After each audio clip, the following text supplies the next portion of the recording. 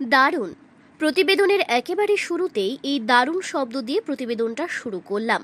নিশ্চিতভাবে আমাদের পথপ্রদর্শক বিভিন্ন স্তরের দর্শক শ্রোতা যারা রয়েছেন তারা ভাববেন আমরা দারুণ কেন বললাম।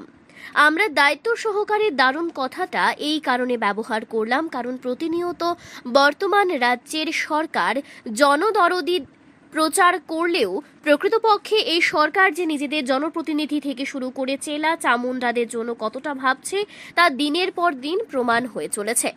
ইতিপূর্বে বিধানসভার সদস্যদের বেতন ভাতার রেকর্ড পরিমাণে বৃদ্ধি করা হয়েছে। এবার ত্রিস্তর পঞ্চায়েতের ক্ষেত্রে যে সমস্ত জনপ্রতিনিধিরা রয়েছেন তাদের ভাতা বৃদ্ধি করল রাজ্যের বর্তমান ডাবল ইঞ্জিন সরকার। একদিকে রাজ্য সরকার কখনো বিধানসভার সদস্যদের বেতন ভাতা বৃদ্ধি করছেন, আবার কখনো ত্রিস্তরীয় ব্যবস্থার সাথে যারা যুক্ত তাদের বেতন ভাতা বৃদ্ধি করছেন, কিন্তু রাজ্যের সরকার তাৎপর্যপূর্ণভাবে রাজ্যের বেকারত্বের কথা ভাবছে না বলেই তো এই মুহূর্তে গোটা দেশের মধ্যে বেকারত্বের নিরিখে ত্রিপুরা স্থান প্রথম দিকে। ভাবছে না বলেই তো রাজ্যের দিকে দিকে বেকারেরা চাকরির জন্য হন্যে হয়ে ঘুরছে। তবে রাজ্যের সরকার শুধু ভাবছে জনপ্রতিনিধিদের কথা ভাবুক।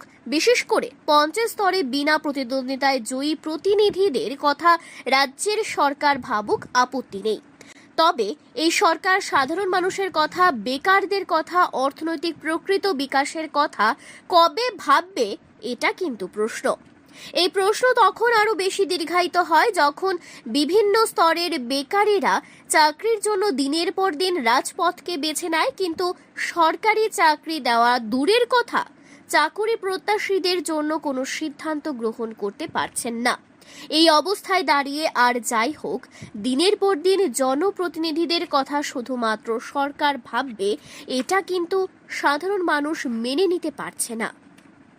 Bureau report, Tripura news Bangla.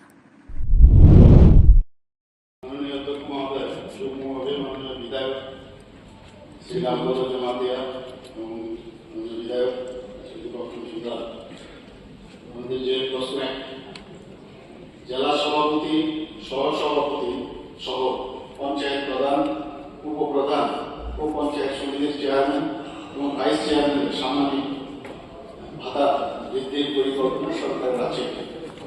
উত্তর হচ্ছে জেলা সভাপতি, সহ সভাপতি সহ পঞ্চায়েত প্রধান, উপপ্রধান ও পঞ্চায়েত সমিতির চেয়ারম্যান, ভাইস চেয়ারম্যানদের সামাজিক ভাতা বৃদ্ধির বিষয়ে সরকারের পরিকল্পনা আছে।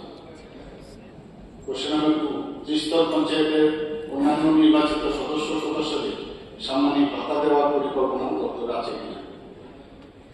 ত্রিস্তর পঞ্চায়েতের অন্যান্য নির্বাচিত সদস্যদের সামাজিক ভাতা দেওয়ার দপ্তরেরও এই বিষয়ে পরিকল্পনা আছে। থাকলে কবে নাগাদ দেওয়া হবে বলে আশা করা যায়। বিষয়টি এখনো সরকারের বিবেচনাধীন এবং অচিরেই এই বিষয়ে সিদ্ধান্ত নেওয়ার পরিকল্পনা আছে।